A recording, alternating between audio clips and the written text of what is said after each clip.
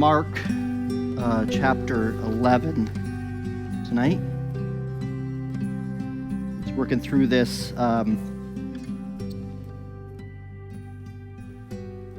It's important when we're studying the Gospels that we not only see what Jesus is doing, because he's doing most of the stuff in the Gospels, right? But we understand what the author, by the Holy Spirit, is doing. So Matthew is not necessarily doing the same thing that Mark is doing in how they write, how each of them writes and arranges it. So that's really important because we have the Spirit has inscripturated 4 Gospels from 4 different authors for different intents and purposes. And so we need to ask that question whenever we're going through a Gospel, a book, which is why we don't usually go through Gospels, we don't usually study them in one book, in harmony sort of way. Because to do that is to miss the spiritual intent that God has, or we're more capable or likely to miss the spiritual intent that God has. It doesn't mean that we don't look at other of the Gospels to sort of like understand some of the details, what's happening. It just means we need to think about what's Mark doing here. So John, for example, is the most Jesus-speaking gospel that we have. It's mostly Jesus talking. And half of this long book, John, is the last week of Jesus' life. So John spends more time recording Jesus' words in 1 week than most of the 3 years that he ministered. Mark, on the other hand, divides the book in half, or sort of turns the corner in thematically in chapter 8, and that's halfway through the book. And then as we've noticed, as we've been working through Mark, he does so and expresses the thematic understanding, or some have said the melodic line of Mark is really seen in 8, 9, and 10. Like what's Mark's goal in those 3 chapters? We just finished that, and we're in 11, coming to the last week of Jesus' life. And those 3 sort of movements in Mark 8, 9, and 10 are with an inclusio of blind guys. So Mark 8 as a blind guy who gets sight. And then the end of Mark 10 as a blind guy who gets sight. And then between that, all the seeing people are blind. That's what Mark sort of does that. They don't see what they should see. And that's just the kind of the way in which he organizes and helps teach us something here. We also have in those three movements where Jesus, in 8 through 10, Jesus is expressing his ministry, his reason why he's come. So 3 times Mark arranges it as Jesus saying, I'm going to Jerusalem, I'm going to suffer, I'm going to die, I'm going to rise again. And he does it in 3 different ways, actually increasing in detail. And then after each one of those, remember what we have? We have the blind disciples not getting it and responding instead with a pursuit of being served in some way. We want to be in charge. It's kind of their response after each one of these. This is a very clear oversimplification, but we went through this already. And the question can arise, at least it does to my mind, why does Mark, by the Spirit of God, repeatedly show us the disciples not getting it? Why does he repeatedly show them as, quote, unquote, blind to Jesus' mission? And why in each one of those instances is it some sort of really kind of cringy, like, ooh, guys, like, let us sit at the left and right hand in your glory, in your power, and get the kids away from me. You know, it's like, well, like these are pretty low-hanging fruit stuff, right? And you're like it kind of paints them in a really bad light. That's not really the point of it, is them being painted in a bad light. I suppose there could be some encouragement in the idea that, like, well, we're like them, but I don't even think that's Mark's intent. What he's emphasizing over and over and over again in this movement is the idea of service, right? Serving. But is Mark's purpose simply to give us a moral lesson that we need to be serving people? That we just don't need to be selfish and centered on our things, but thinking about more important things to be serving? Does he spend this gospel, the second gospel, is the kind of the climax or the pinnacle of it, merely to teach us to be better servants? I don't think so, for several reasons, but one of them is that just seems to fly in the face of what I know of the gospel. The gospel is not do better. The Gospels are not just be a better servant. Now, indeed, there are lessons we learn about service in it. Like, it is important that we learn that. Jesus teaches those lessons. But I don't believe that Jesus' intent or Mark's intent here is just to teach us the principles of leadership. Servant leadership. Teach us what that is, so that we can go into our jobs or our families and we can be good servant leaders. No, actually, I think Mark has a more significant gospel, even theological intent in these lessons, that being kind of the climax of the gospel, or Jesus says, I'm going to go suffer, and the disciples' response in some cringe response with them being served, and he responds with, no, be a servant. Like, I don't think that the intent is moral primarily. In fact, I think there's something deeper going on theologically. I think it's Levitical. I think that this is Mark using a biblical theology of Christ's service as priest, that his intent in his first incarnation is to come to serve in a predominant way. So when we talk about Jesus Christ as the servant or as a servant, we need to not think, or our responsibility as a servant even, but particularly Jesus, we need to not think in terms of, well, he's a servant like a butler or like a chauffeur, like just like a servant who, gives his seat up on the bus to someone else. It's not the idea of Jesus came to serve. We didn't come to make people's lives better in a temporal sense, to be a nice guy. Rather, the service of Jesus Christ, his servant leadership, even the word for servant, and to serve or to give, has deep roots into the Levitical codes of the Old Testament. The principal servants in the Old Testament were the Levites. They were God's servants. And their service, or their liturgy, was a temple service. So Jesus' servant ministry is primarily, we ask the question, well, what kind of servant is Jesus? What kind of servant did he come to be? Did he come to be, like a maid, like that kind of a servant? Is that what we mean by servant? No, he came to serve as priest. He came to aid us, Hebrews, aid us in our need, to serve us by doing something for us that we couldn't do for ourselves. And that is, he came to advocate, to intercede for us before the Father. He came to serve us as priest. He's a priestly servant. It has been said that Mark's theme has been pretty routinely noted in commentaries, that Mark's theme is Christ as the servant, as the true servant. And we need to add to that Christ as the true priestly servant. He's the true priest. So then come back to Mark 8, 9, 10. When Jesus is teaching the disciples about service, he's not merely telling them what they should do.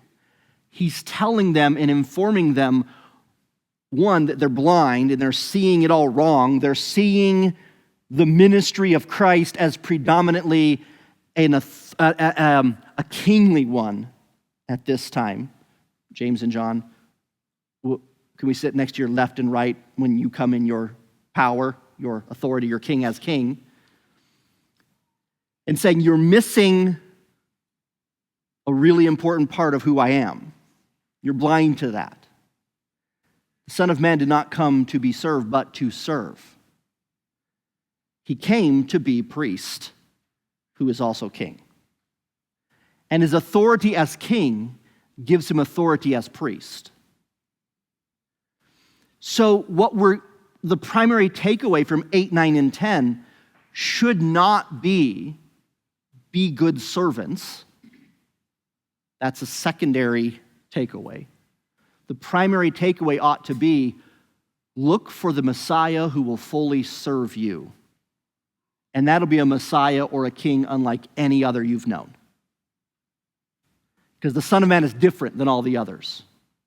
He comes to do what you can't.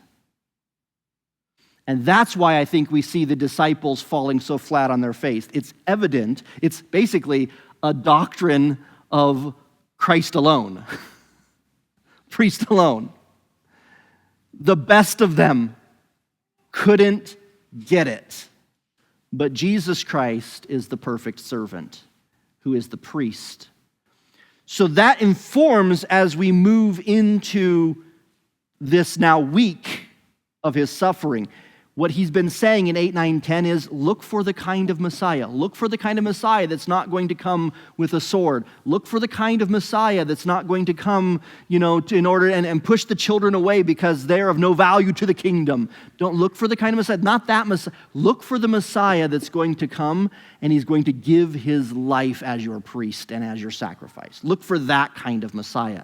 And then chapter 11, he's like, okay, I'm here. You've been with me the whole time, big reveal. I'm going to do what I've been saying I'm going to do all along. I'm going to do it now. It's time. Which is why last week we noted he's eager to get to Jerusalem. And the disciples in chapter 10 think he's crazy. Because why does he want to get there so bad? They're kind of hostile to him. He's like, exactly, that's why I want to get there, because they're hostile.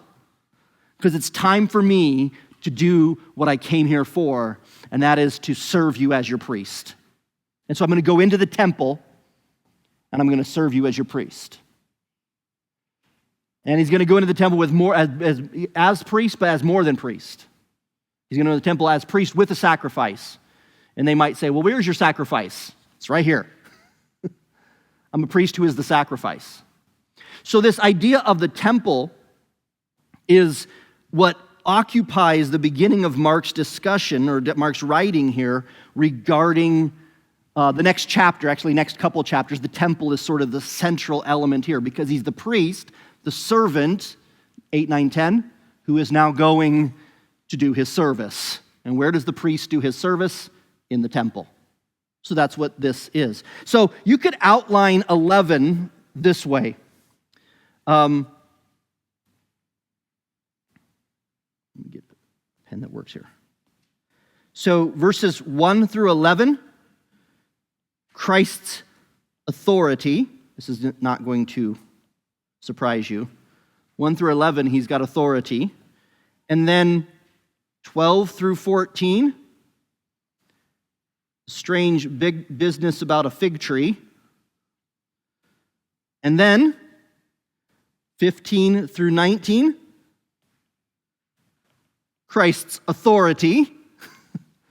And then 20 through 26, even stranger business about a fig tree. And then 27 through 33, I wonder if you can guess what this word is going to be. His authority. That's how you outline this text. And this authority is the priestly authority. So the Levites, the priests, actually had swords. Not the high priest in doing his Yom Kippur didn't carry a sword, but the priests, they had swords. You remember even David went trying to run from Saul, and he got a sword from the priests, a Goliath sword. And one of the things of the priests was they had two jobs. One, they were to do the service, but they also were to protect the temple. They were to protect the temple from pollution. Remember the priests that are regarded as heroic in the Bible for doing some pretty violent things against those who were polluting the temple, running them through with a javelin because there was fornication in the temple. Priests were warriors. The Levites were warriors. They were God's portion or his heirs. He called their mine. They were to protect his holiness in the temple. Even from themselves, if they were to disobey and become unholy, their lives were forfeit. So the idea of the holy priests protecting the temple, it's their job, the first job. Interestingly, if you want to do a biblical theology, this was Adam's error in the garden. Adam is the first royal priest. He is to represent God to the cosmos as the image bearer of God. And he's in God's garden temple. All through Jewish history and even the book of Revelation, God's temple is all garden-like. God's garden temple. And one of the jobs that Adam had the primary job was to protect God's garden temple from pollution. And, or you might say in a perhaps proverbial way, to protect it from snakes.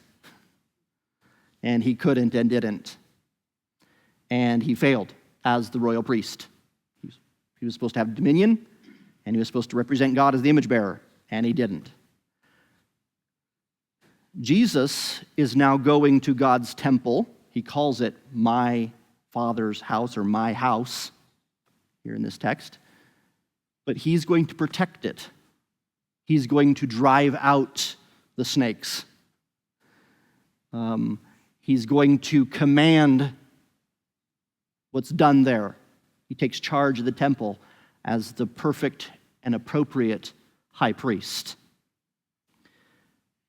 So authority is priestly authority. Now, this priestly authority, we don't want to limit him to just priestly authority, and that's what we're going to see is actually interesting how this plays itself out. But let's just, we're not going to go in depth into anything in this chapter because I want us to see the bigger picture of it. I think sometimes it helps us that way, and even though there's a lot of stuff that we could talk about, and there's stuff here that's very unique.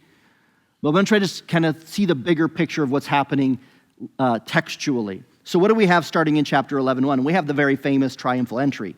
Now when they drew near Jerusalem to Bethphage and Bethany at the Mount of Olives, he sent two of his disciples, and he said to them, "Go into the village opposite you, and as soon as you have entered it, you will find a colt tied on which no one has sat. Loose it and bring it, and if anyone says to you, 'Why are you doing this?' say, 'The Lord has need of it,' and immediately he will send it here."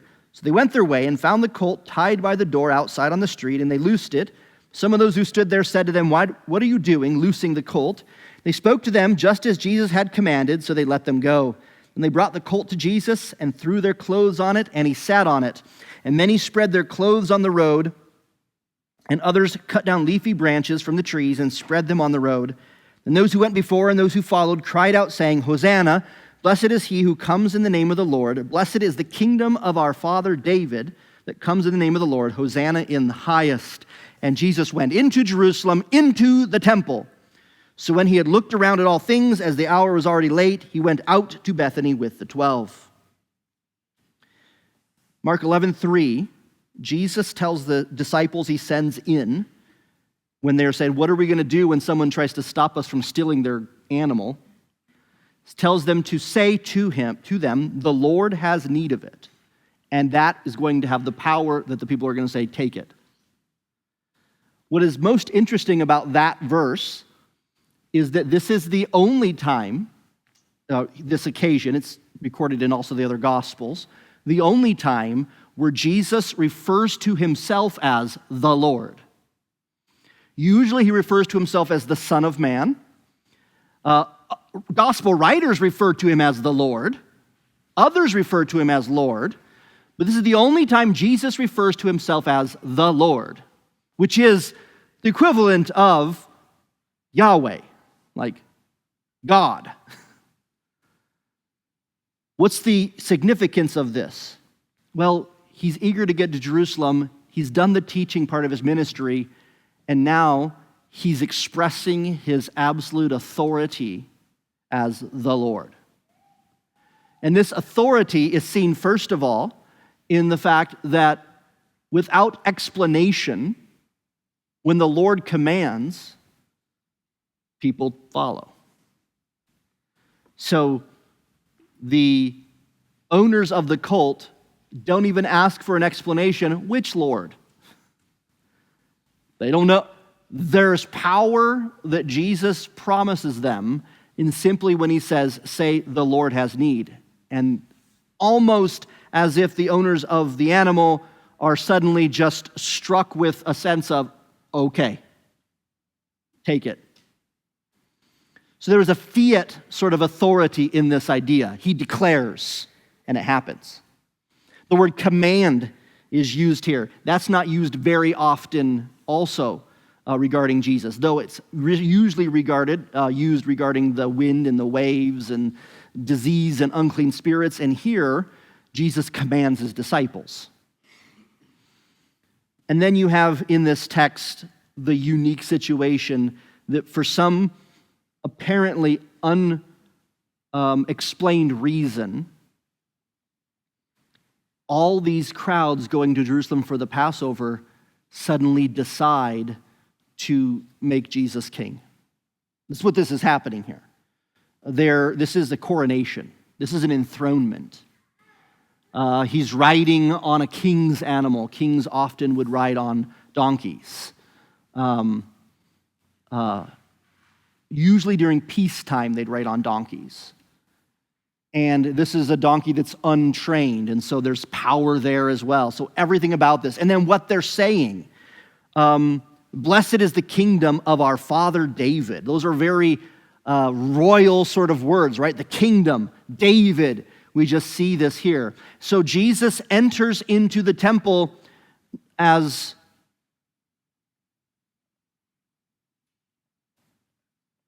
king. He enters the temple as king.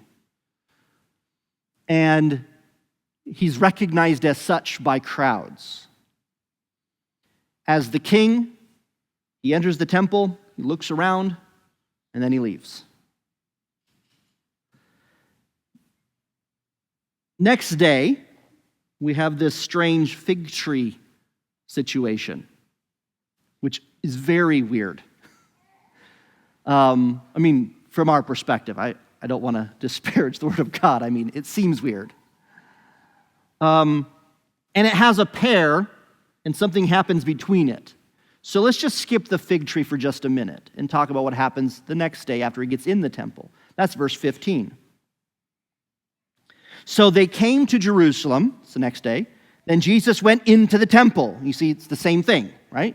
Went into the temple and began to drive out those who bought and sold in the temple and overturned the tables of the money changers and seats of those who sold doves. And he would not allow anyone to carry wares through the temple. Then he taught, saying to them, "Is it not written, my house shall be called a house of prayer for all nations, but you have made it a den of thieves?" And the scribes and chief priests heard it and sought how they might destroy him, for they feared him, because all the people were astonished at his teaching. When evening had come, he went out of the city. So similar scenario, goes into the temple, but this time instead of looking around, he does some stuff. And then he goes back out of the city. It says he was in the temple. This is the temple complex, not in the holy place.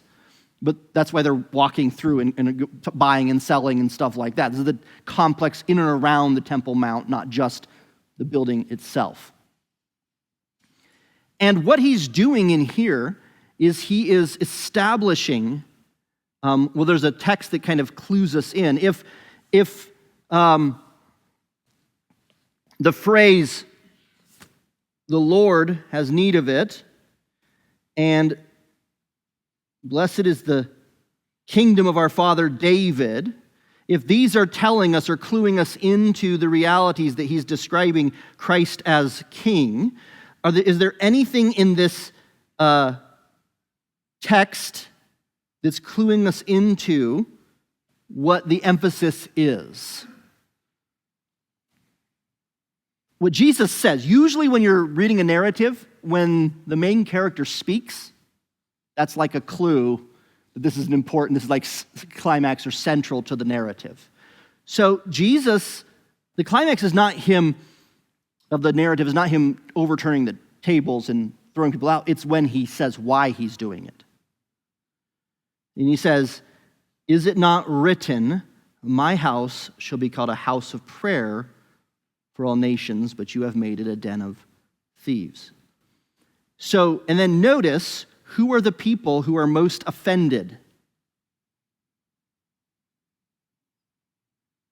So do you see the connection there?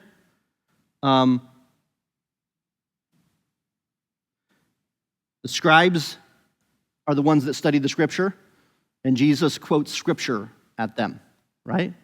And then, who are or let me put it this way, the house or the building, the temple, and the priests.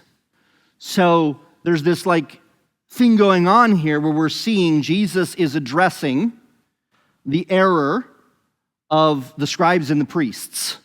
They're not doing their job.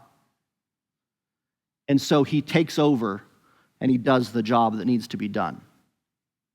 And it goes on to not just that he's going to overturn the tables and drive out the money changers, but that phrase I mentioned last week that is found only in Mark, where he says, and he doesn't let anybody pass through the temple without checking what they're doing. I mean, that is so different and awesome. I'm just picturing in my head, Jesus, inspecting what the people are holding in their hands as they're walking around. What do you got in your hands there? Did you buy that here? Where'd you buy that? Who's that for? Okay, you go, you stay. He's doing something that's very unique to what we've seen Jesus do all along, right? What's he doing?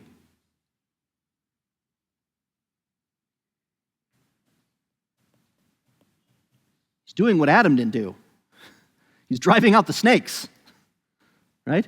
He's protecting his house from evil. He's coming and he's expressing his authority as priest. Some of you are already thinking ahead and you're already on the next paragraph. And you wouldn't be wrong, I don't think. Let's read the next paragraph. Not the fig tree. We're going to come back to that. Let's read 27. This is the third day.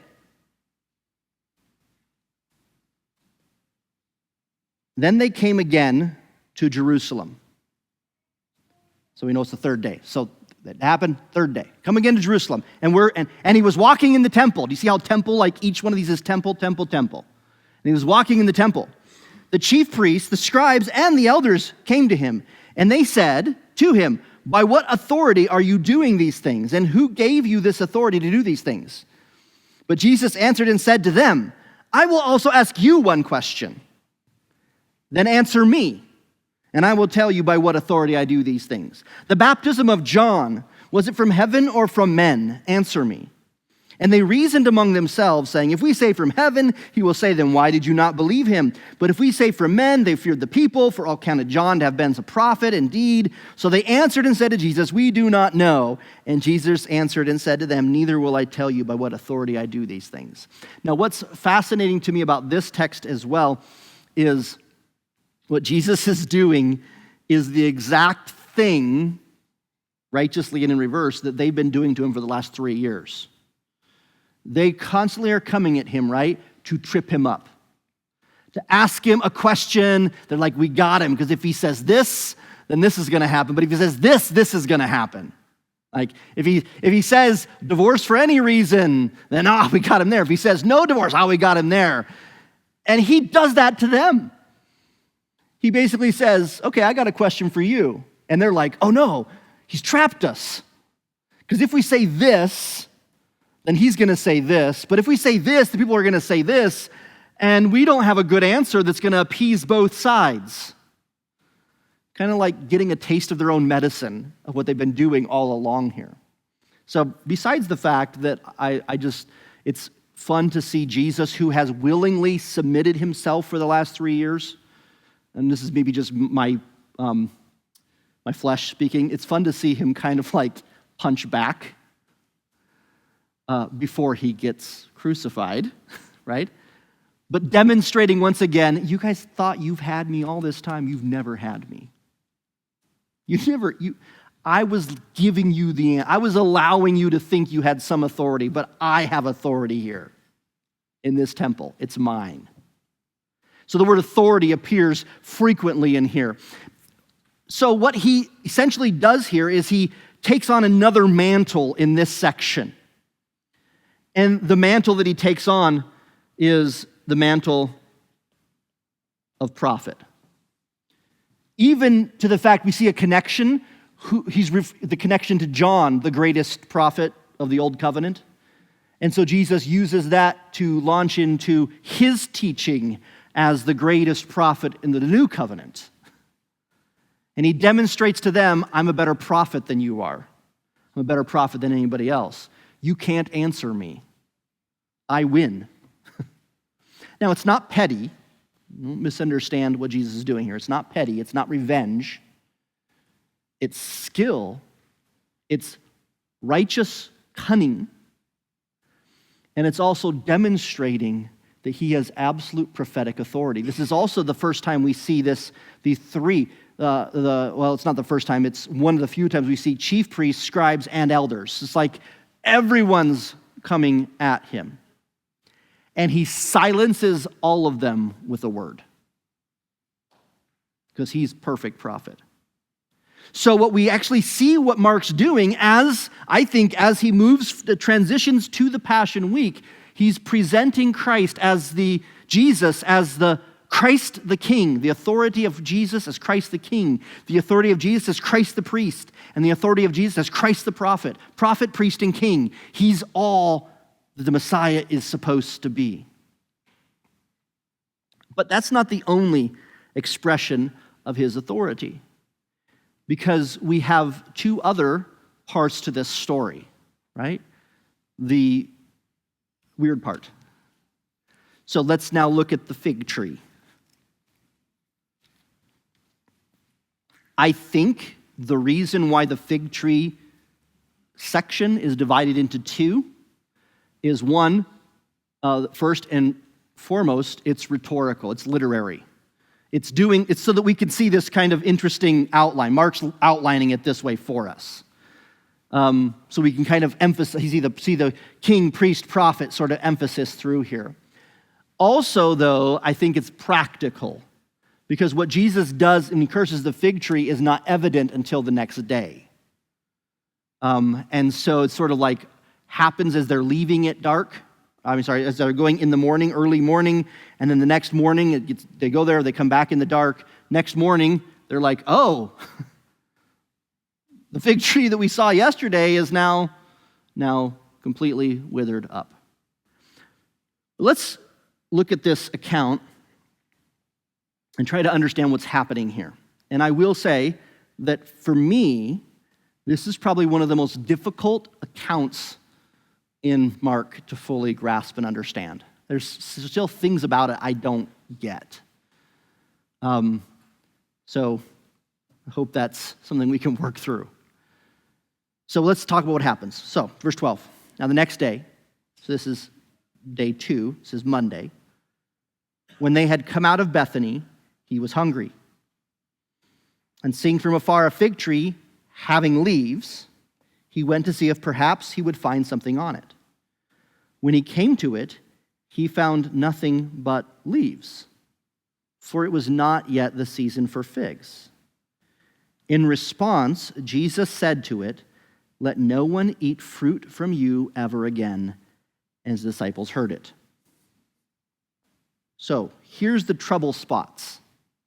Okay? It's the only recorded miracle of Jesus where he destroys something. Every miracle of Jesus, he's creating, causing, bringing life, healing, and here he's killing. It's the only one that he does that. So that's unique and a bit troubling. But what makes it most troubling, and this is why a lot of commentators just can't even deal with this one, is one phrase. Can you identify that phrase that's most troubling to you? Yeah. Why is that troubling?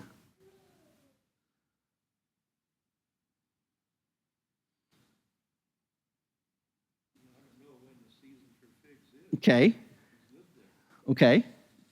You got to know. Okay. Of course, we're dealing with trouble of the two natures of the Christ, right? He's both man and God. And so we are referring to according to his humanity. That's what kind of like, well, he should have known, and he's expecting something that shouldn't be there. What do you think, Dustin? Okay. So one of the things that he said, is producing leaves and giving false evidence. One of the things that's troubled commentators is that people are constantly trying to find a horticulture reason for this. And I read one scholar who was like, opinions abound from Bible scholars regarding the horticulture, like the growing, and no one's really sure like what's supposed to be or not supposed to be. Like, should it have had all these leaves at this time? Was it an early spring one? And then some have suggested, well, there was some early fruit you could have eaten. It's a little bit not fully ripe yet, but they could cook it up. Like, people have all these sort of like theories out there, and it's hard sometimes to know exactly what was going on 2,000 years ago in, the gardening of the first century when we're so far removed. And so that's a tough one to like know, like, was it supposed to have these leaves? Is it not supposed to have these leaves? And to speak with dogmatism on it is tough on that part of it. For me, the most troubling part about it is it seems, and I'm not saying this is true, I'm saying this is the troubling part, it feels petty, right? Like, yeah, like, why, emotional, like Jesus, why did you like curse the fig tree when it wasn't even doing anything wrong? Like, it's not even the season for figs. Like, why would you do that? It seems kind of like he's taking out his frustration of the temple or that stuff on a defenseless tree, That's to be honest, that's the most like troubling, and that's what most commentators like try to figure out. So, I don't know all that's going on here. I don't understand everything about it. But that may be part of the solution, is the mystery of it. When you take it in its entirety of the context, I start to see some like connections here. One, if this is and this is my interpretive lens at which I'm looking at this, I understand, and I hope you understand, I'm looking interpretively. If one of the purposes of Mark, and I think it is to portray Christ as the perfect priest, as the true priest, and this idea of the priest being what Adam was not, then the idea of a fig tree, a tree with leaves, sort of starts making some connections to a garden temple, Adam. There's some connections there. I'm not saying it's an allegory. I'm just seeing some literary biblical connections. And then if Adam was to tend the garden of God, that was his job, right? And he didn't. He let a snake in. And here, and what was the result? What did God do as a result of Adam and Eve sinning and not obeying? What did God do? He cursed, but who did he curse, or what did he curse? He cursed the earth, right? He didn't actually technically curse Adam and Eve. He cursed the earth. And of course, they have sort of a secondary effect of the curse because they're from the earth. So everything is going to affect them in a cursed way. And I'm wondering if there's not a connection theologically. Mark is a great biblical theologian. If there's not a connection here with this Adam, and Christ is the second Adam, or the ultimate true and better Adam, in that he comes and he curses the earth in Jerusalem just before he is about to bear the curse in his own body. So most commentaries see this that way, or see it in a similar way, and say we clearly something is happening here that is symbolic. Clearly something is happening here that is not just because of Jesus was angry at a tree. And I think they're right. I don't think he's angry at the tree in the sense of like he's just a petulant child, kicking the tree because it's on his way in. I think they're right when they're saying he's teaching something. There's something else here, and he's doing it for a purpose rather than just a purposeless, I just am upset about the food. So I think interpretations that say, oh, well, there should have been at least a little bit of fruit on it, but there wasn't any of that. I think it's just speculating. We don't know what was with the tree. But what Dustin said earlier, I think, is important. It identifies in the story, it has leaves. And most scholars have suggested that this is an image of Israel, of the old creation, that full of the promise of life, but no actual fruit. And that what we see in the context, he goes into the temple complex and it's busy. People coming and going, buying and selling, sacrifices galore. When I was in Israel in 2018, we were able to see when Titus had his soldiers, Roman soldiers in 70 AD, throw stones, the temple stones off the temple, and they crushed these little shops. You can actually see these like old shops, ancient first century shops, are underneath temple stones there. And so what you actually get is there's like all surrounding Temple Mount were these shops in that first century. And it was a bustling, busy place. The busiest time of year. Lots of leaves.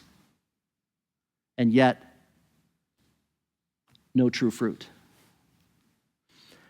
Looking at the context, looking at the connections to the garden motif, I believe that's what's going on here. This isn't Jesus being petty. This is Jesus describing and teaching visually what Israel was.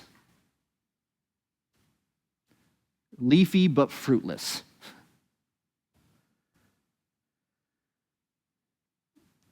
The fact that it's not the season for figs, I don't think is an indictment so much as it is just describing for the reader what's going on here. Some have taken this further, and I'm not saying this is what I think, I'm not sure. I said there's a lot of this, I'm not sure. Some have taken this further in the sense of they came into his own, but his own received him not. It wasn't their season. It wasn't for them because they were not of his elect. I don't know, there's a possibility there as well, but that might be reading too much into the language. I'm not sure about it. So we do know that there is something that comes as the lesson from this, because the next day, the disciples pass by the fig tree and it's dried up from the roots. So Mark 11:20. Now in the morning, as they passed by, they saw the fig tree dried up from the roots. And Peter, remembering, said to him, Rabbi, look, the fig tree which you cursed is withered away. Oh, Peter. Like, surprise! Jesus answered and said to them, this is his answer, have faith in God.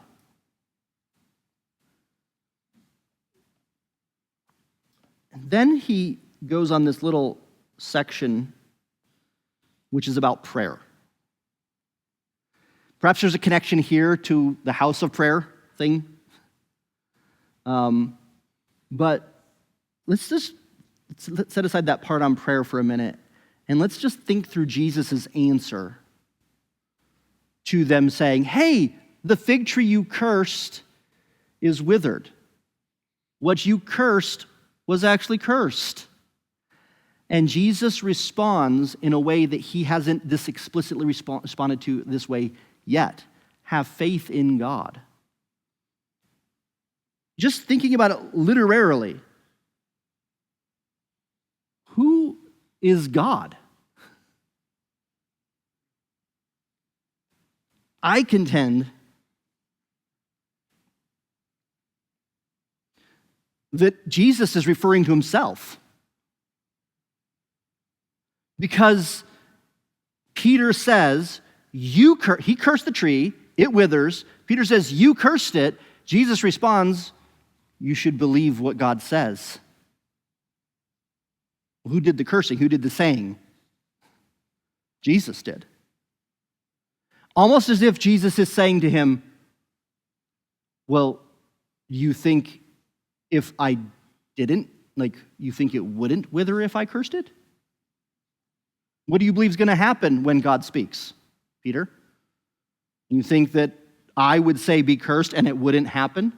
Do you not believe? Do you not have faith in the Word of God?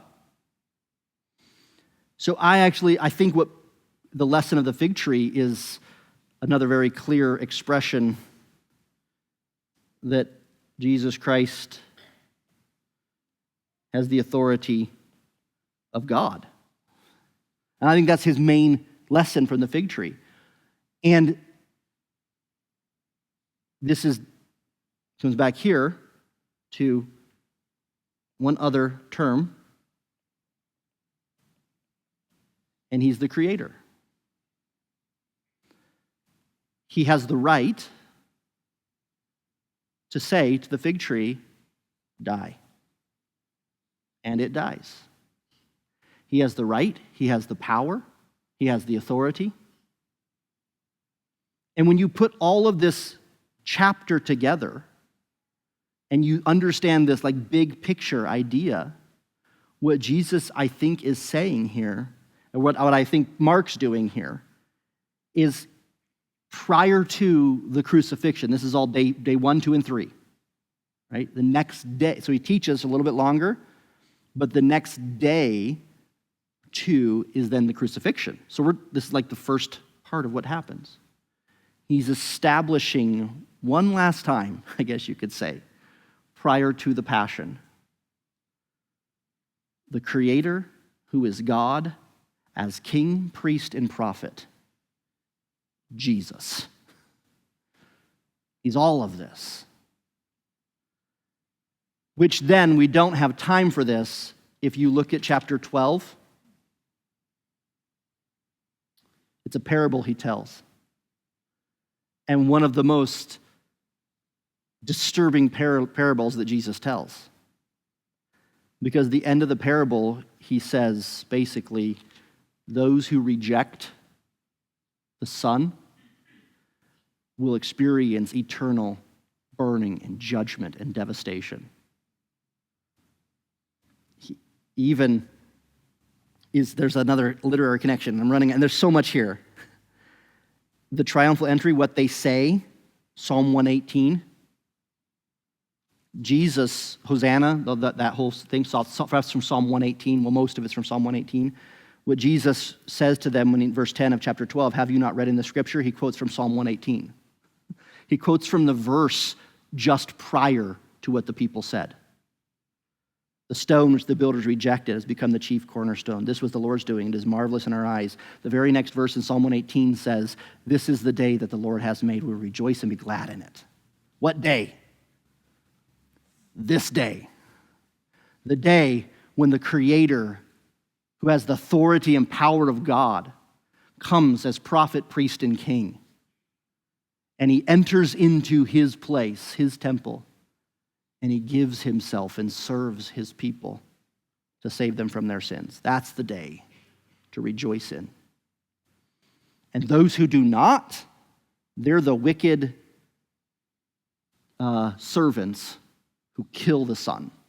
That's what he's going to say. He's basically just giving us in this parable the story of what's going to happen. So I'm not going to go into that because we're going to look at that next time, that parable. But the point is that follows right on the heels of this grand and clear expression of who Jesus really is. And doesn't it logically make sense if he is these 5 things, then how egregious it is for a man, woman, or child to reject him. How egregious that is. It's only fair and just and right that there would be destruction and judgment and eternal suffering. That's what he's getting at. So I think that's what Mark's doing here. I'm going to leave the section on prayer because we're out of time.